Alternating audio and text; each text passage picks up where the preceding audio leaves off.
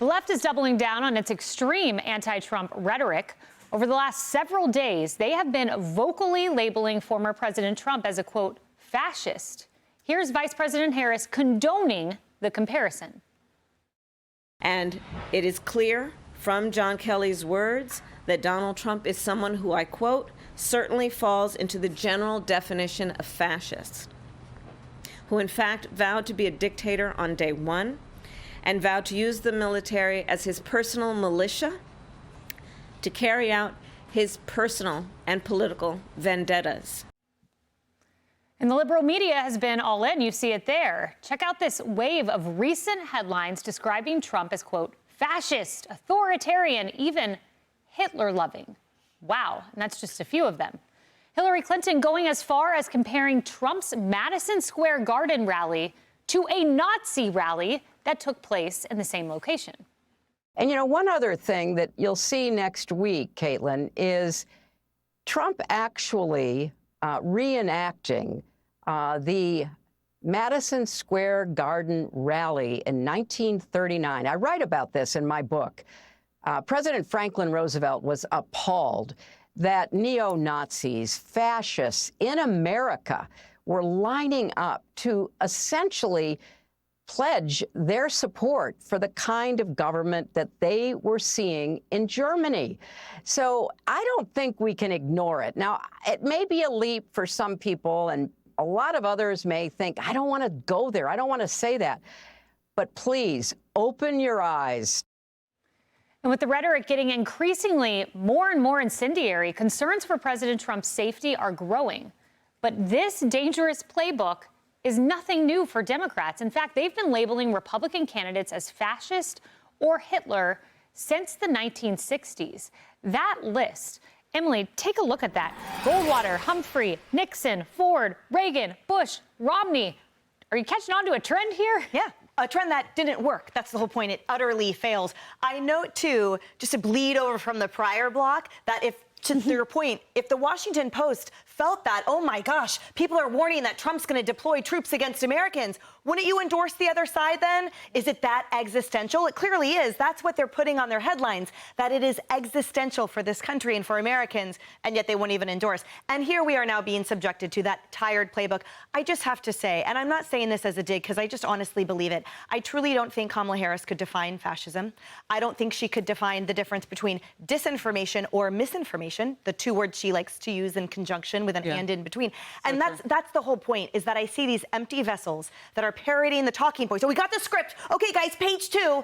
It's not working. Americans are exhausted. And more importantly than they are exhausted, they are stressed under this economy. And that is why this narrative, this cheap narrative from behind their keyboards and behind the Upper East Side walk-ups, that it's not going to work. You know, Harris, when I saw Hillary Clinton say or suggest that Donald Trump's rally at Madison Square Gardens was like a 1939 Nazi rally there, I sat back and thought to myself, well, first of all, the DNC was there in 1976, 1980, 1992. Bill Clinton was there. Hillary Clinton gave a speech there. I assume they chose it for the same purposes, right? No, maybe he just sat back and said, Madison Square Gardens is iconic, and I want to give a rally there. Come on, he spent most of his life as a New Yorker. Yeah. That's right. Like, unlike Hillary Clinton, he actually is the New Yorker. I mean, come on. And he's greeted here so warmly. I mean, he went to Harlem. He's been to a lot of places. He was in court for weeks here, and there was so much oxygen being soaked up around him every day that they sent Robert De Niro for the left to try to get in front of the cameras. That's right. I mean, this is home for him. It makes total sense. Antifa. So, Emily, if we need to give Kamala Harris a little primer on what anti-fascism looks like, cue up the George Floyd riot, not the peaceful protests, not all of that with the with the moms, the women, and all of that with their babies and strollers, and really wanting Black Lives Matter, not the organization, but the movement to go forth. Look at those Antifa members who were in the crowd, and in other rioting situations as well. They are violent. They hate fascism and probably could define it better than she can. You know, Leslie, and there's a component to this, and I think it's the most important part, that this is just dangerous. When the U.S. Secret Service report came out by the independent review panel, they said, I want to quote them exactly, they believe another Butler can and will happen again. Can and will. Is this responsible to call him Hitler? I have always said, and I've said on this network, and I think I'm the only one of Jewish persuasion on the couch, I'm assuming I'm the only one who has relatives who died in the Holocaust. So I have two sides here, okay? One, nobody can be compared to Hitler. But when I heard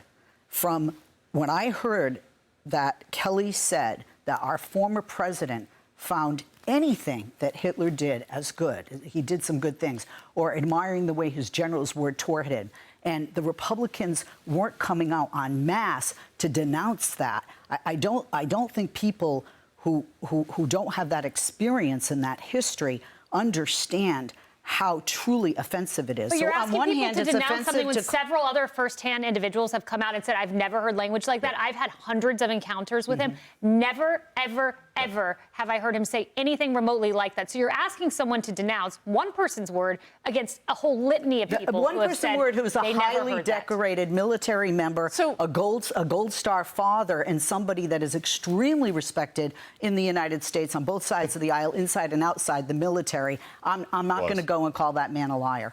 You know, Leslie, first of all, we're people of faith here on this couch, my co-hosts. We are sisters in Christ. And from the bottom of my heart, I'm sorry that you had family members killed in the Holocaust. I mean, I think that we all can agree that we want to start there. I look at when people choose to say things and how they say them and whether or not they come forth with anything that is helpful to judge a person today. He's been president before. So if those things were true about him and people who spent so much time, if his Jewish son-in-law, who spent so much time and was so important to get the Abraham Accords, if those people cannot come forth with the receipts and show that that's who the man is, maybe there could be just a little room for a Kelly or anyone else to have been looking for a moment of shine in that moment, or have remembered it differently, or have a different opinion. But all of this starts not as a criticism, but just as an ask. That when people say things about others and there's so many things to believe otherwise, could you consider it? Yeah, I think that is very well said. Absolutely well said. And Doug, I think the bottom line is when you look at Real Clear Politics, and it is tied nationally today, Donald Trump could be the first person in 20 years, Republican, to win the popular vote. Possibly, we don't know.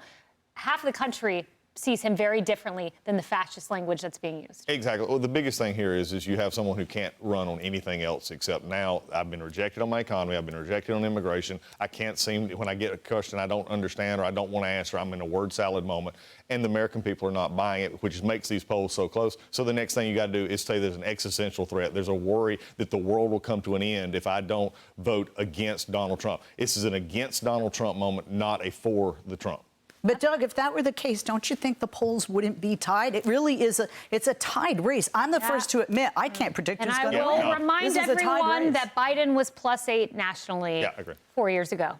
Nice reminder. Hey everyone, I'm Emily Campagno. Catch me and my co-hosts Harris Faulkner and Kaylee McEnany on Outnumbered every weekday at 12 p.m. Eastern, or set your DVR.